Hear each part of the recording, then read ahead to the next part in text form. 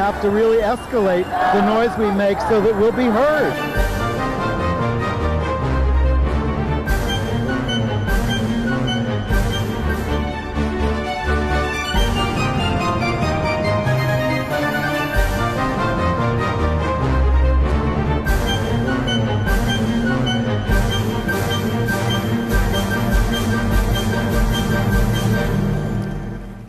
Welcome to Gay USA. I'm Andy Humm. I'm Ann Northrup. And please kneel for our national anthem, which will now be sung by Roseanne Barr. Is that your idea of humor? Well, I'd say it combines a lot of news stories for the week, but actually the biggest news story of the week. Blame him. The biggest news story of the week was the fact that Ireland voted overwhelmingly to let their parliament allow some abortions. Our guests are Irish activists Anne Maguire of Revolting Lesbians and Reverend Bernárd Lynch, an out gay priest, to discuss how Ireland has changed and the lessons that we can take from their progress. I suspect we'll throw in a few questions about the Pope along the way, because we need to get some expert exegesis of that situation. But in other news, a federal appeals court in Pennsylvania, like the Virginia court last week, has affirmed the rights of transgender students. Student activists in Florida have gotten a grocery store chain to stop making political contributions to supporters of the NRA and everybody else. Back to religion. Franklin Graham is on the warpath in California to win the state back for the religious right. Lesbian pioneer of New York and Florida, Connie Kurtz, an old friend of ours, has died at the age of 82. I have all the religion headlines this week. A gay valedictorian banned from giving his speech at a Catholic high school found a way to do it anyway. And the Pope is reported to have told the Italian bishops to keep gay men out of their seminaries.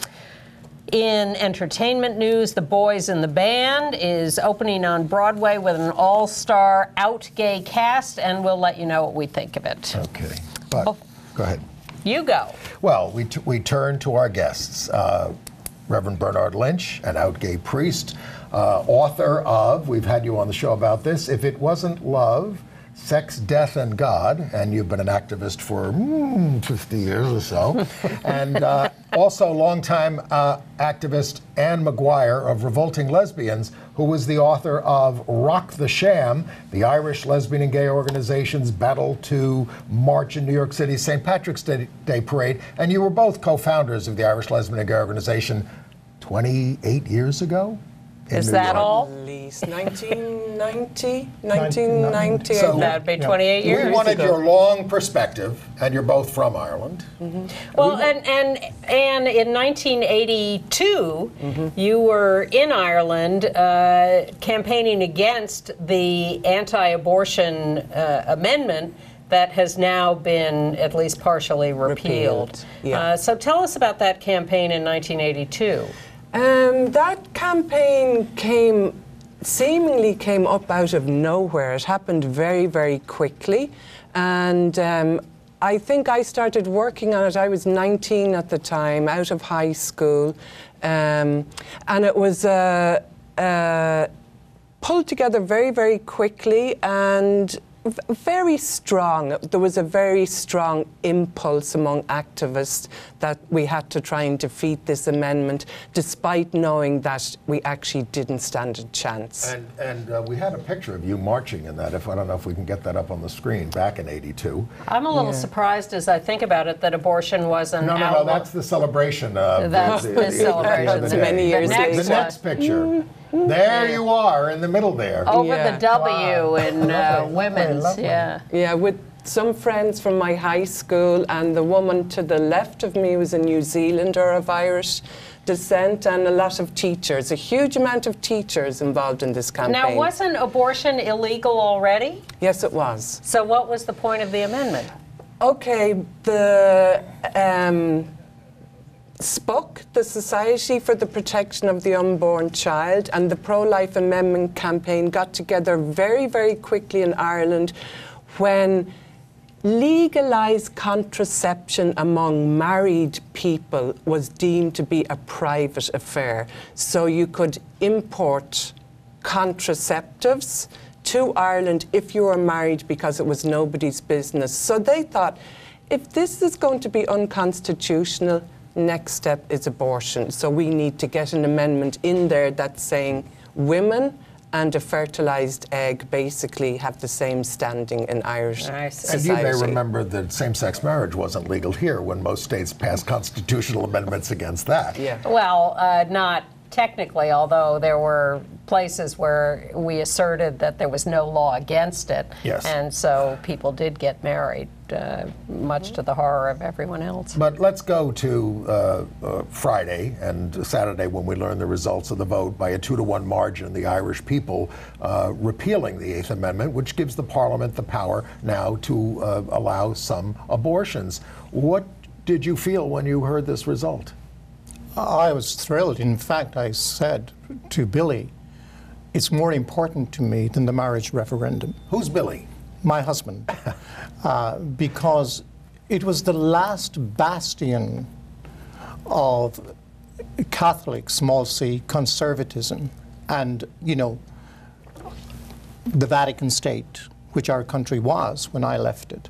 And which was when? Oh, I left in 1965. Okay, and but you're back now. I'm back now, and you know we were back just before Billy and I, just before the referendum, and we live in West Clare, the west of Ireland, and you know, seeing the posters, the No campaign had many, many more posters than the Yes campaign, and they were horrendous. They were totally misogynistic and terribly racist, because England, that took 10 women a day to have abortions from the Republic of Ireland, you know, was demonized like it was, you know, the most pagan country in the world. And I took that to heart because I live in London. And I thought, my gosh, I spoke then to my father who was 93, and I mean, he campaigned at 93, told all of his children, 6 of us, you know, we must vote yes, because if his grandchildren have to have an abortion, he does not want them going to England after we fighting for 700 years for our freedom. Everyone has their reasons. And how about you, Anne, your initial reaction when you heard the vote? I was really shocked. I was really shocked that it was a landslide, basically, that it was a total reverse of when the amendment was introduced, more or less the same, 2/3 voted for it, because everyone had been saying it was going to be neck and neck, and all the people I knew in Ireland were freaking out. And then after that, I mean, Ireland in the 1980s was horrifying. I don't recall the 60s the way you would, but I feel like the introduction of this amendment was the beginning of a downward spiral, especially for women. You know, not long after Anne Lovett gave birth to a child in a grotto, That's right. in a church grotto, she died, the child died. Then an Irish school teacher, Eileen Flynn, was fired from her job for being pregnant outside of marriage. And then Joanne Hayes and the Kerry Babies Tribunal, infanticide. The police get a whole family, including the mother, to say that they killed this baby that they found on a beach, when they had been saying all along, no, the child was stillborn and it's buried in the field out the back.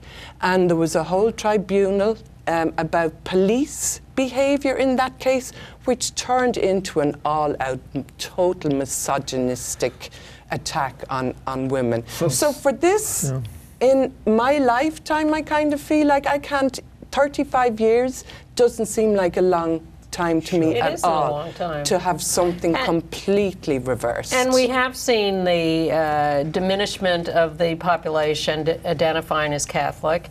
We now have a gay prime minister there. Marriage equality is legal by a vote of the people, the first country to do that. They had 2 women presidents of the republic as well. And how do you understand this turnaround in such a short period of time?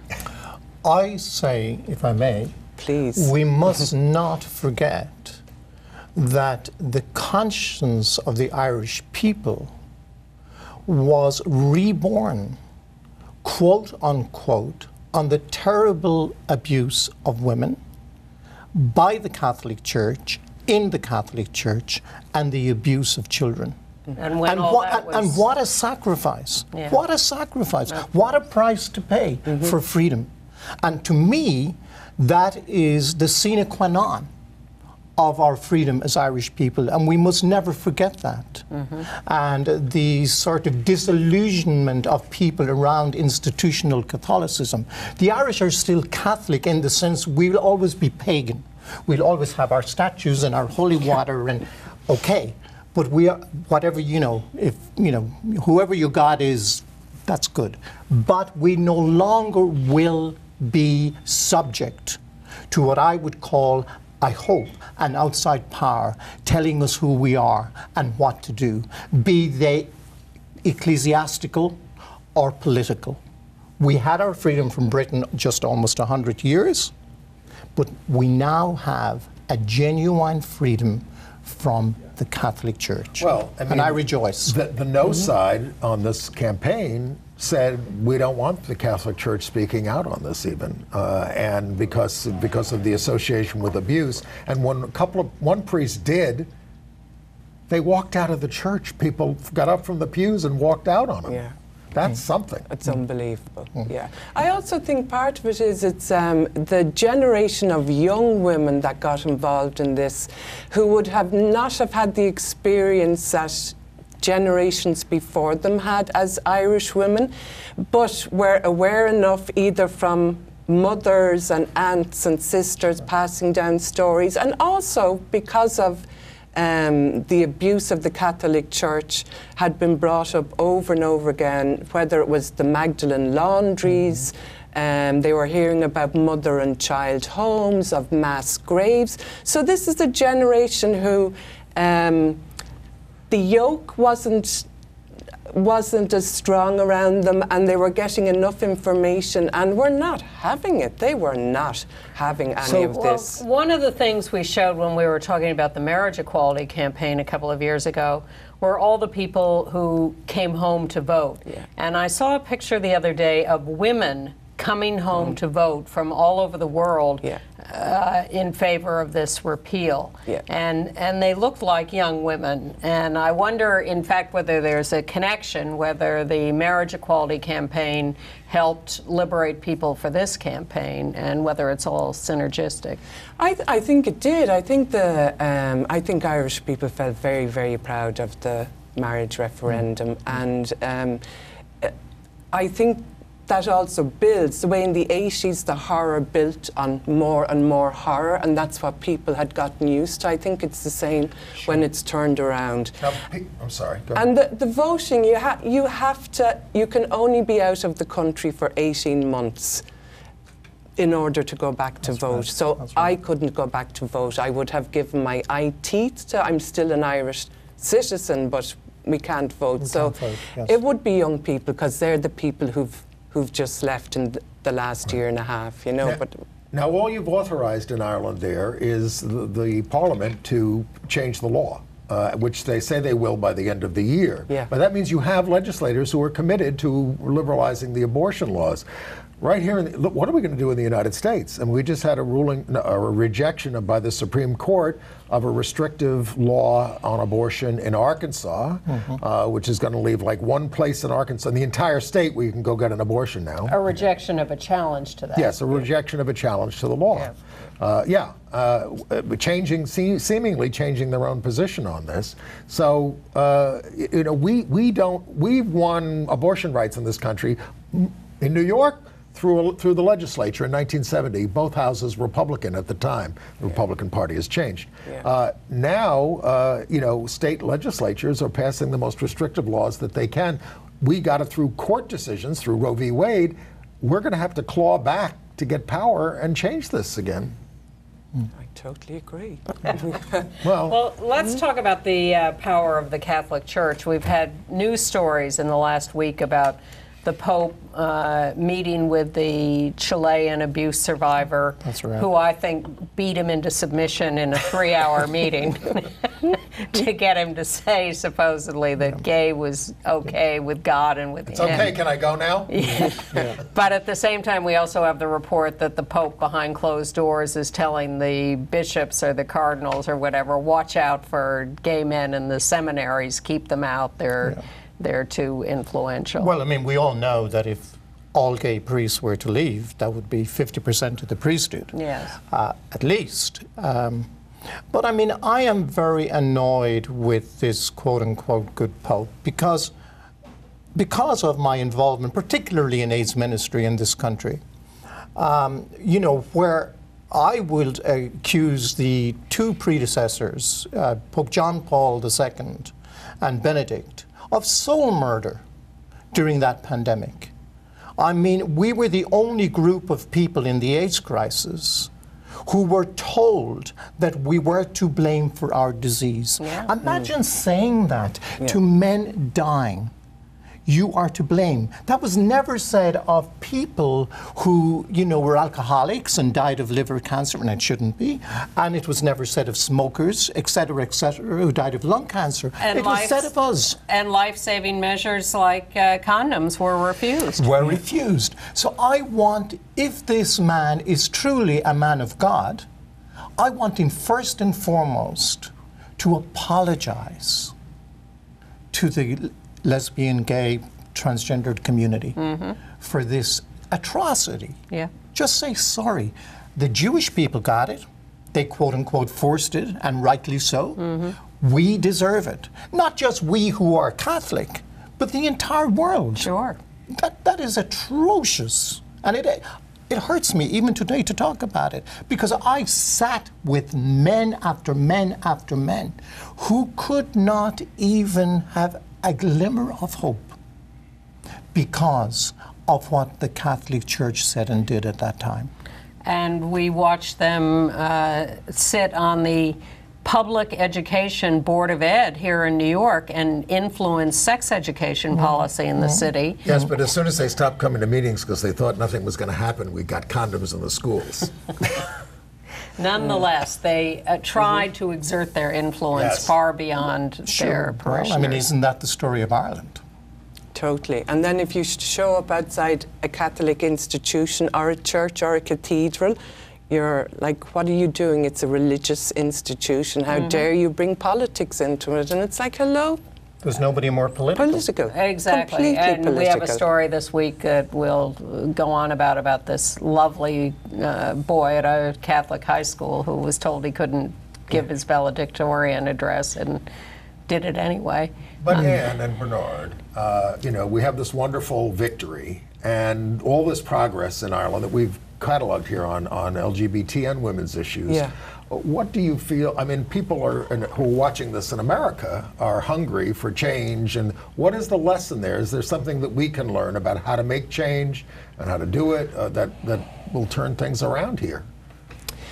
Okay, so I have been thinking a little bit about this. So what I would like to say is activists in general are hopeful people. Otherwise, you would not do the work ever.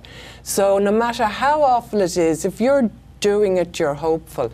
And one of the things about looking at the repeal movement is one of the women, who also happens to be a lesbian, who did a lot of stuff in Ireland for liberation of the entire lesbian, gay, bisexual, transgender community, is Alva Smith.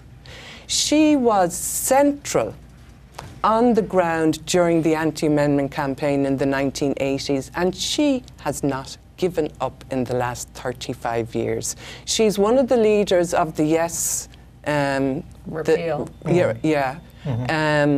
which, you know, incorporated over 100 different groups.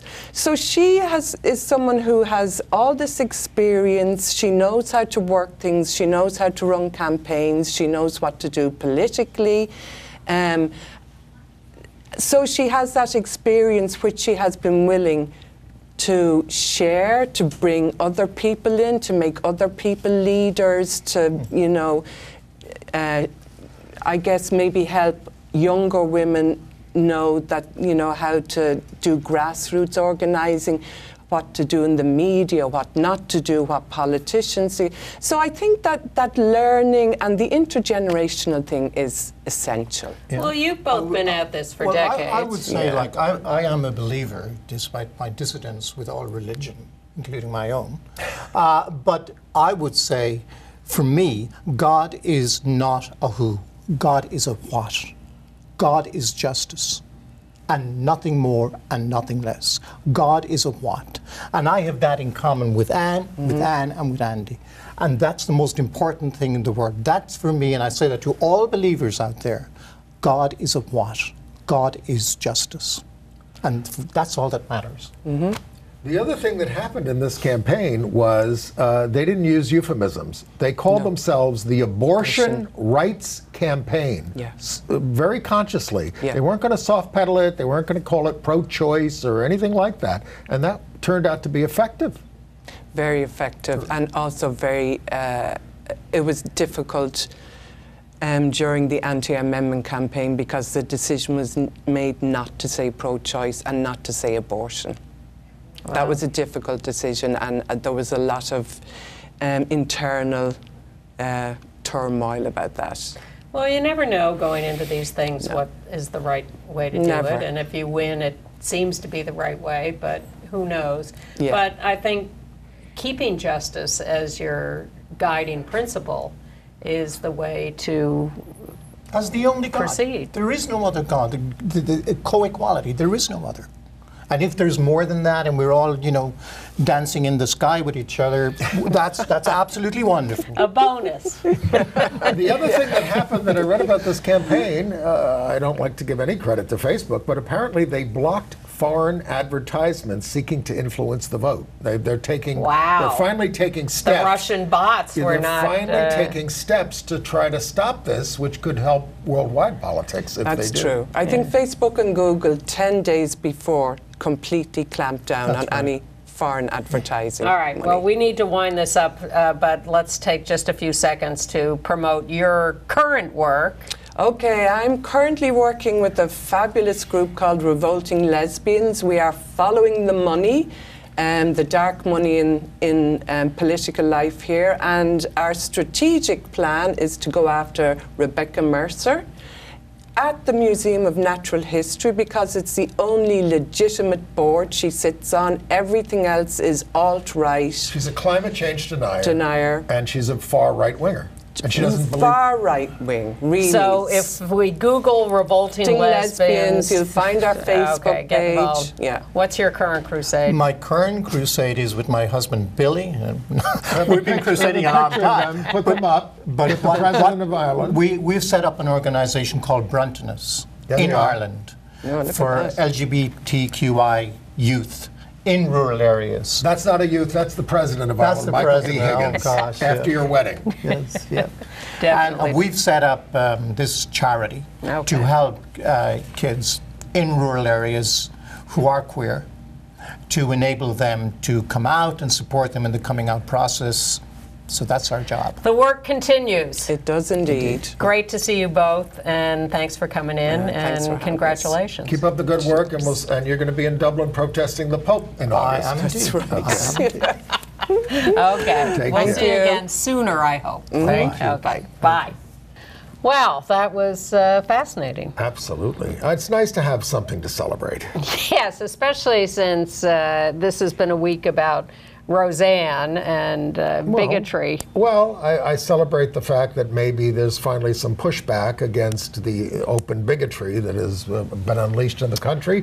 I hear from African American friends that they think this is going to lead to another storm that's going to make things worse in some ways. I mean, obviously they're against Roseanne, but they're worried about what's happening in the country. Well, I celebrate Wanda Sykes, who, as a consulting producer and writer on The Roseanne Show, was the first to get up and walk away. Or as Roseanne would say, throw me under the bus. Thank you, Wanda, for being a visionary lesbian and saying you're not going to put up with this before the tidal wave hit. Yes. Anyway, our president, of course, is out there feeling sorry for himself again in this context. So let's start with a little Trump administration news. Well, you know, he signed executive orders this week making it easier to fire federal workers. I don't know. I mean, weakening the unions, sees them as a bulwark against the fascist change that he wants to institute in the country. So expect court challenges there. Well, there is a new court challenge in the military context. Lambda Legal Defense and OutServe-SLDN, the former Service Members Legal Defense Network, have filed suit on behalf of 2 members of the military who are HIV positive and who have been rejected for jobs, one in the judge advocate's office. And well, the rules now say you can't be an officer and that you can't be deployed. So therefore, we have to get rid of you. And this is antiquated. It's it's against science. Of course, the whole administration is against science. So they're suing. Right, which is good. And then we move to Secretary of Education Betsy DeVos. Now, she just commits crimes every day. So first, the Human Rights Campaign did a neat little trick. They projected on the side of the Department of Education this says, Betsy DeVos, how do you sleep at night? And then they had various messages. When only 25% of LGBTQ youth always feel safe in class. Because as we said last week, Betsy testified before the Congress, no, I'm not doing anything about this until you pass a law that makes me do it or the Supreme Court tells me to, even though lower courts have told her to. Right. And then she visited in her, I don't know if it's her hometown, but... in Michigan. Grand Rapids.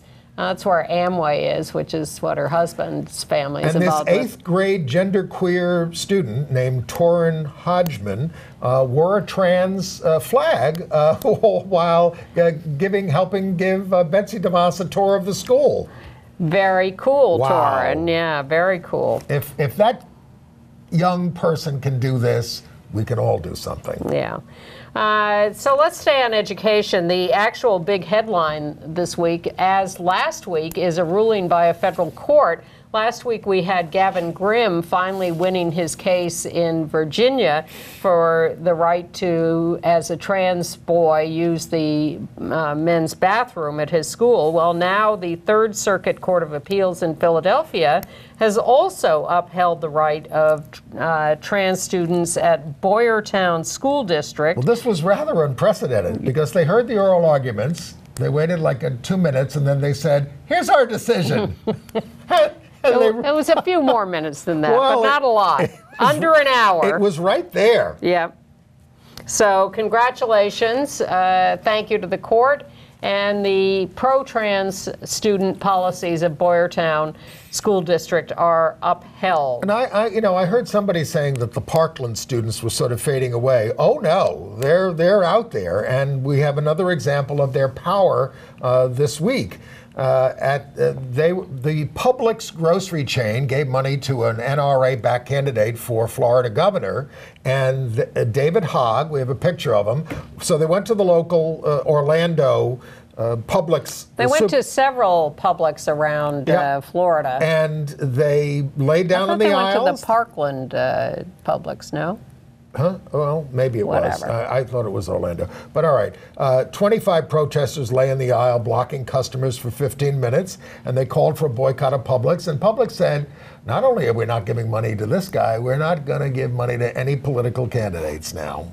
Now, in spite of both the Virginia and Pennsylvania federal courts ruling in favor of protections for trans students, the right wing has not given up, and in Oregon, they are suing to overturn pro-trans student policies in schools there. Terrible. That case has not been decided yet, but they are relentless. And even if we win every single one of these cases, they are going to continue to come after us.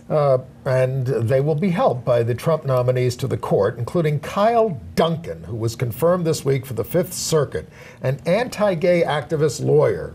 Who also fought the contraception mandate in the ACA. He defended the racist voter ID law in North Carolina. Lambda called him a bigot, and this is who was on the court now. And then Trump nominated as Assistant Secretary of State for the Bureau of Population, Refugees, and Migration, Ronald Mortensen. He is from an anti-immigration hate group, the Center for Immigration Studies, which is funded by the white nationalist John Tanton. This is what's happening, folks. Wake up! But he did pardon Jack Johnson. And when are we going to get our pardons for the homosexuality? You know, Jack Johnson was convicted of miscegenation. I only have 4 misdemeanor convictions on my record. Okay. I don't need to be pardoned. Well, in Covington, Kentucky, a new young hero, gay valedictorian of Holy Cross High School, Christian Bales. Yes. Not the actor. No. But he was named the valedictorian. He's someone who's a little gender nonconforming at school. Says he's gay and gender nonconforming. Yeah, he likes to wear various styles of dress. But he had agreed... Which was no problem at the prom, apparently. Well, and he agreed to show up at graduation in... Mufti. Yes, regular clothes.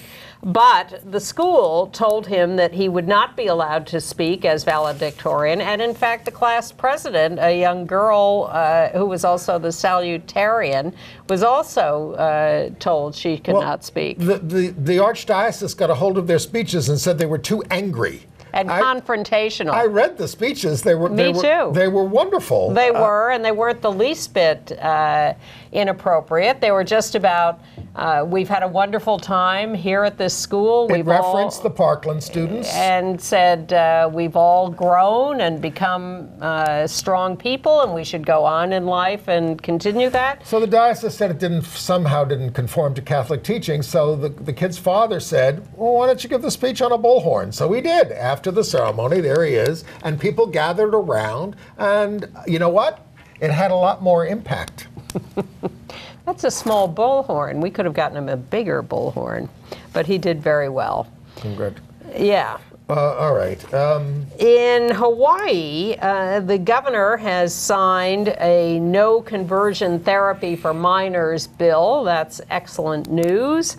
It was a charming ceremony with a lot of LGBT youth there. Yeah, and in Starkville, Mississippi, where they were having a fight over having a pride parade, the city has now agreed to pay $12,750 in attorney fees to the LGBT group and to declare October LGBT History Month and to meet regularly with representatives of the community. Lots of progress there in Mississippi. Well, 2,500 people showed up to march on March 24th for the parade that they tried to stop. Yes, they did. Yeah. Now, we're continuing to have issues with the New York City Pride Parade coming up at the end of this month now on June 24th, preceded by the Dyke March the night before. Anne Maguire and I will both be there. But the Heritage of Pride group, which runs the Pride Parade, has now agreed to allow a resistance contingent, although limited in number, but you can sign up for that, learn more about that contingent and sign up for it by going to the Facebook page of Rise and Resist to find the New York City Pride Resistance Contingent. Now, one thing that disturbs me is they've announced, Rise and Resist has announced that the contingent will assemble at 3 p.m. for a 3:30 kickoff. The parade starts at noon. We're going to be in the back of the parade. That's no good. That's no good at all. So there is a meeting this Saturday, June 2nd, at 1:30 p.m. at the LGBT Community Center at 208 West 13th Street to continue to plan for the parade and discuss other issues around it, like everybody has to wear a wristband.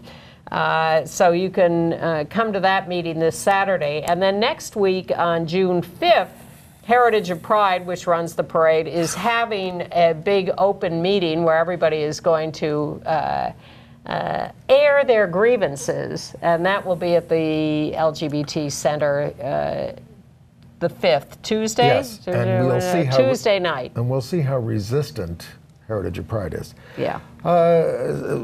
In California, in Orange County, Republican Dana Rohrabacher told the Orange County Association of Realtors he opposes extending the 50-year-old Fair Housing Act to cover sexual orientation and gender identity, even though California law requires that.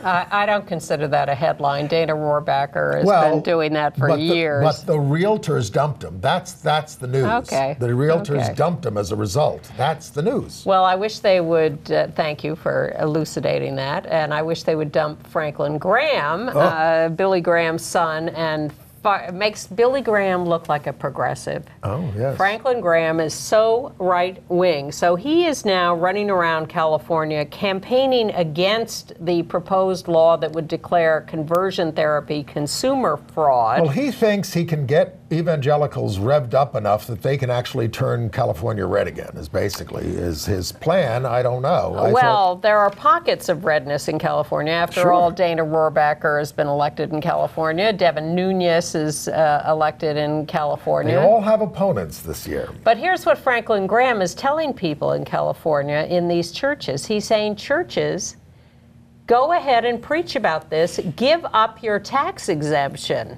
Call the bluff of the federal government. Don't stand down. You have to stand up and make, the right wing dominant again politically. No. It's quite a operation. Well, in other crime news, a crazy case in California, a condemned killer, we have a picture of him, Robert Van Hook. He told the parole board that when he strangled and stabbed David Self to death in Cincinnati in 1985, he experienced homosexual panic. He said he also suffered abuse as a kid, but he had a history of luring gay men to apartments to rob them, so homosexual panic, and he has stabbed a bunch of people in prison. But we also have a picture Wasn't that in Ohio? Didn't I say Ohio? I thought you said somewhere else. I'm sorry. Maybe you said Ohio. It is Ohio, but we want to put up a picture of David Self, whose life was rubbed out. That's Robert Van Hook. That's Robert Van Hook, the perpetrator, who's been convicted and is on death row. And we're not in favor of the death penalty, but the Supreme Court did uphold his death sentence. And there's David Self, who was killed when he was 25 years old. So this was 33 years ago, and Van Hook he was constantly preying on gay men. The idea that he's now trying to assert a homosexual panic defense is ridiculous. There is another sad contemporary violence story from Denver. Yes. A gay couple, two men, had left a club and were walking home and were hand in hand. And in their own neighborhood. Yeah. And it's a downtown neighborhood. I looked it up on the map. And they were attacked by a guy yelling, effing. We'll bleep that. Yeah. Faggots. I was so concentrated on the next word. Right. And those are knife wounds on the back of one of these guys. They were both stabbed, and one of them, Roman, said it's way deeper than physical damage. You wonder who else is out there. But they said it's not. They're not going to let it affect them in terms of being out and being open. Yeah. In Oklahoma City. Yeah. There was a guy, Andrew Tileman, who shot up a restaurant, wounding 4 people. Louis on the Lake was the name of it. And it turns out that the cops had been warned about him by members of the LGBT community beforehand because in January. he'd been going around putting up anti-trans flyers all over town. And he did, in May, he was reported for doing an anti-trans rant on YouTube. He said all trans people are robots, and he was losing his mind. And he said, I am begging for help. But he had no trouble getting a gun and shooting the place up. Nobody dead, but 4 wounded in the restaurant. And in Portland, Oregon, a trans woman, Gigi Pierce, was shot dead. Now, this is believed not to be so much a hate crime as a personal argument with Sophia Adler, who has been arrested for that crime. Well, let's talk about somebody we didn't lose to violence, but somebody we mourn very deeply, Connie Kurtz, 82 years old. We knew Connie and Ruthie Berman, her wife. They were friends since the 1950s. They became lovers in 1974. They were suburban married women who were friends in the neighborhood, and after about a dozen years, they realized they were in love, divorced their husbands. And I believe it was, I think it was Ruthie who was the teacher, yes. And they sued for partner benefits for Connie, along with Ron Madsen and Richard Dietz and another couple. They won domestic partner benefits in 1993 for all city employees in the city of New York. It was a tremendous achievement. They were also on the Donahue Show, and they were quite fierce. They got religion about being lesbians. They did. And they just would not Nothing like a convert. Yes. Like Franklin Graham. Well, that's a different kind of a convert. But we have, they were also the stars of a documentary movie, Ruth and Connie, Every Room in the House, and we have a little trailer from that to give you a flavor. I had a wonderful husband, children. It was a great package. And knowing that this all would change. My name is Connie Kurtz, and I'm a lesbian, and it is my friend that I fell in love with. Now, all of a sudden, Ruth Berman, Connie Kurtz, I gewalt. The community was falling apart. Even when we came together, we had 2 bedrooms, and you bought those plaques. As cute as these plaques may be, this represents the closet of what someone would go through to put out a lie. The laws are against me. We can't get married. I refuse to keep quiet. I now pronounce you married. My God, we have been through it all. Bogey and Bacall, they have nothing on us. They had to come to New York to get married, back to New York. They live in Florida. And they were so cute. They were just wonderful activists. So, and between them, 14 grandchildren and 27 great-grandchildren. Ruth is still very active, and our condolences and love to her. Oh, and I mean, they're active in things like, you know, the LGBT Center in Lake Worth, Old Lesbians Organizing for Change. They started, you know, groups down there in Florida as well. They were both counselors, and they were good ones.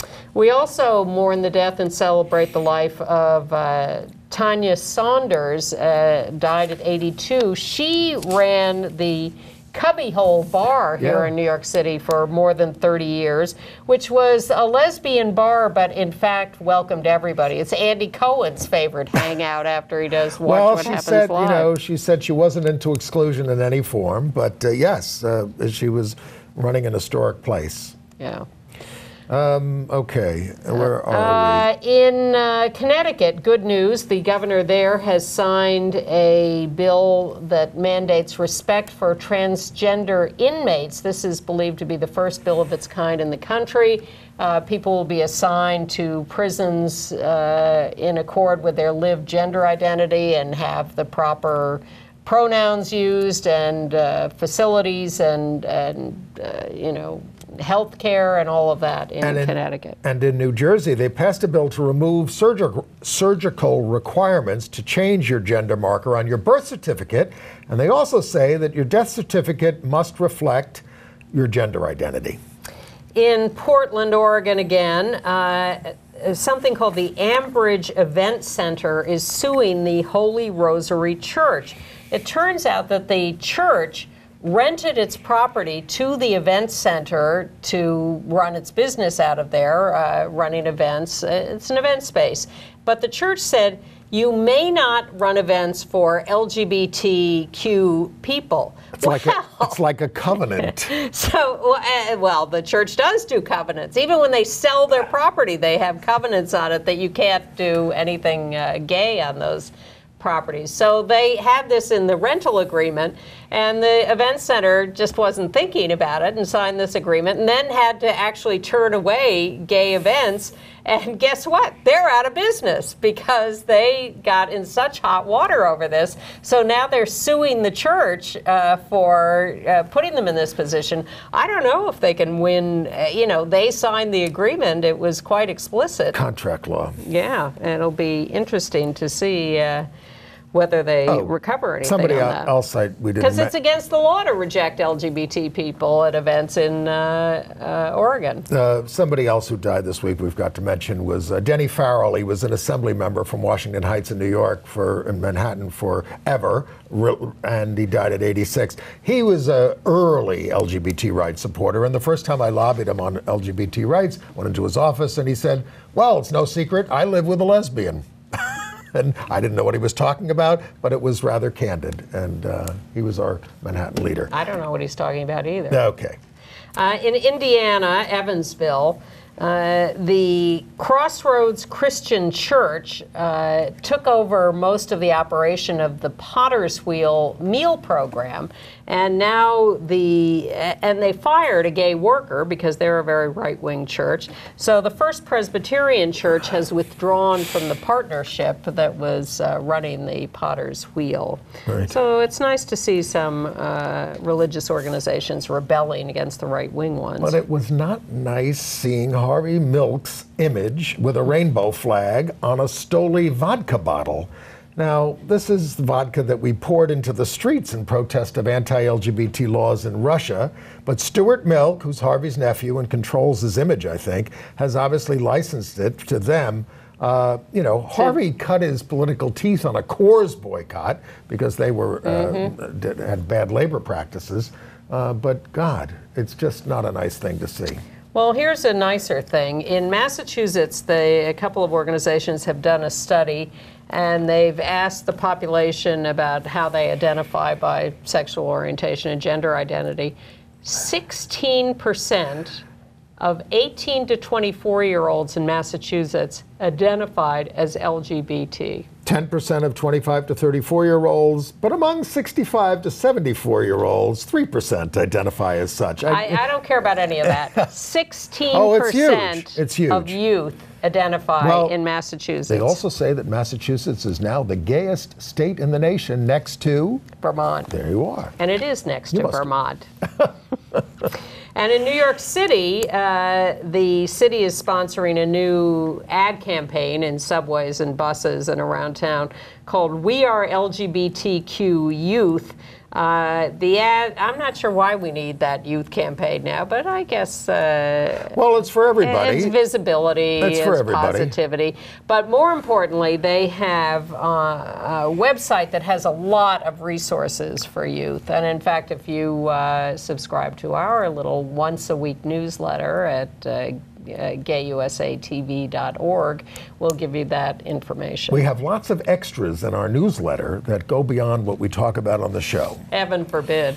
And by the way, we talked about George Takei being accused by Scott Brunton of a sexual assault back in 1981, and a reporter has done a deep dive with Scott Brunton on this, and he's changed his story several times. The reporter, Shane Snow, is not making any conclusions, but Takei has always denied it. Okay. Yeah, we're running out of time here, so let's go to international news. Not immediately. International news. In Brazil, the Ministry of Human Rights has adopted an action plan to fight discrimination and violence against LGBT people, which is a little rampant at the moment. 445 anti-LGBT murders in 2017. That's a massive. It's apparently the largest. Really? All in 1 year? It says Brazil has the highest murder rate against LGBT people in the world, 445 in 2017. Wow. Activists are a little skeptical of this campaign, and they want to see it well funded. Sure. That's the point. Well, it's a start. In India, a mob in Hyderabad killed a trans woman and injured 3 others. There was a group of kids going around saying they're child traffickers. They're trying to kidnap your children. So the mob just opens up and starts doing this. No, they were begging these trans women. This mob psychology, you see it at Trump rallies too. 200 egged them on while and 12 were arrested. In Wales, Wales has become the first part of the UK to require LGBTQ inclusive sex education. Thank you to them. All right. And I guess we can skip the other stories. We have a few minutes. No, it's all right. We can go back if we have to. AIDS news.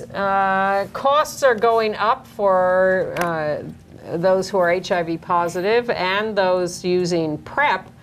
For their medications. Insurers are,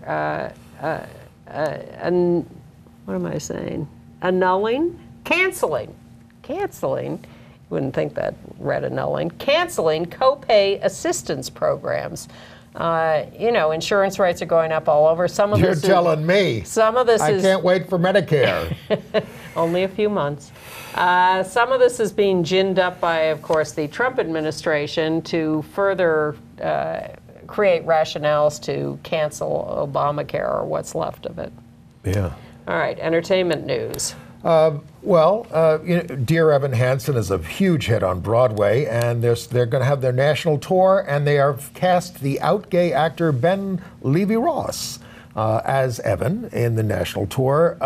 It starts in October in Denver at the Denver Center for the Performing Arts, and it's going to play in 50 cities over 2 years. Now, should we talk about Boys in the Band? I guess we should. We went to see the Boys in the Band. Now, this was a very important, you saw the play 50 years ago. All right.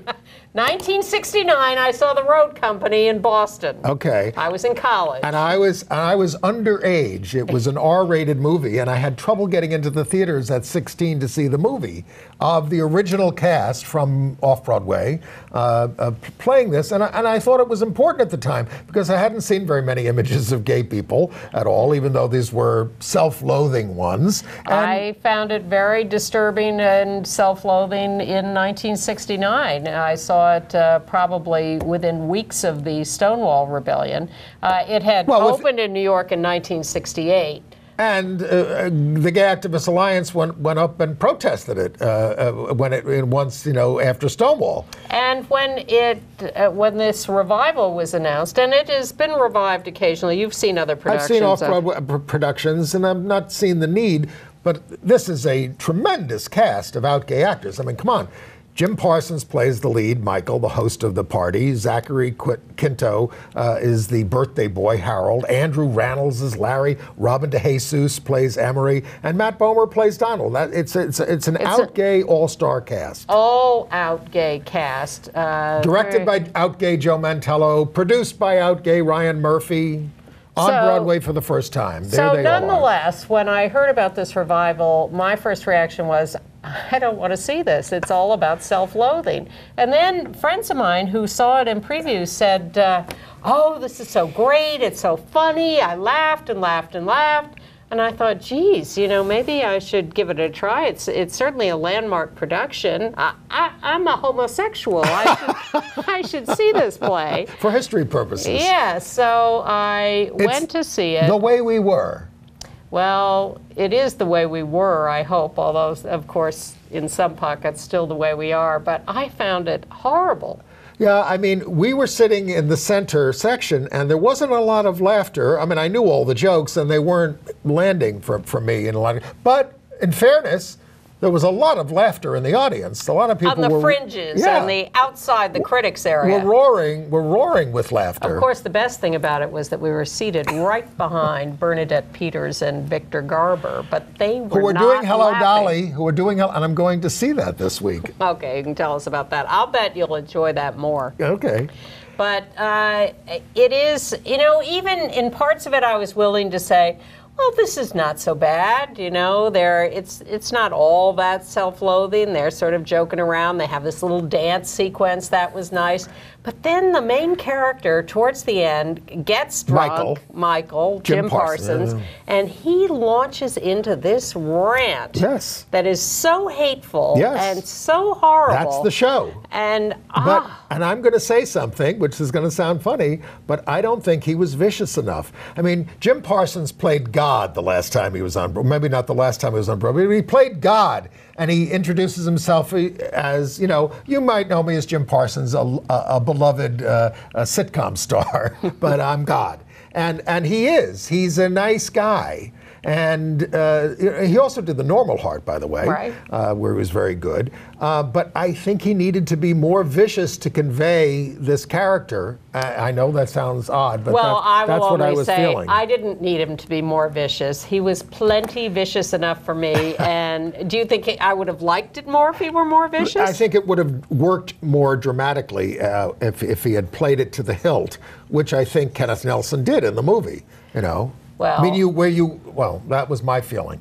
My feeling was that I was sorry I'd gone and that there was no intermission to leave at, and that I had to sit through that because I just found it loathsome. I've seen the actors interviewed, and they're saying they think it's important for people to see what we lived through, you know, given all the advances that we've made today. And of course, Mart Crowley, the playwright, is still alive. This is his first time on Broadway with the show. I would also like to point out that there were plenty of people at that time and before who were not self-loathing and who led the revolution and who were living fine, happy lives. And to act like this is the only picture of what was taking place at that point in time is a stereotype that is not entirely legitimate as far as I'm concerned. Well, so go see Angels in America.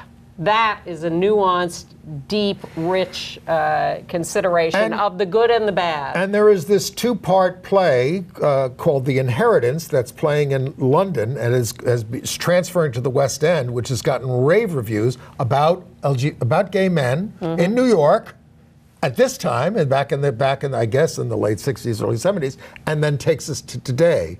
And I hope that makes it to America. It's written by a New Yorker, Matthew Lopez. I also thought some of the performances were excellent and some were not.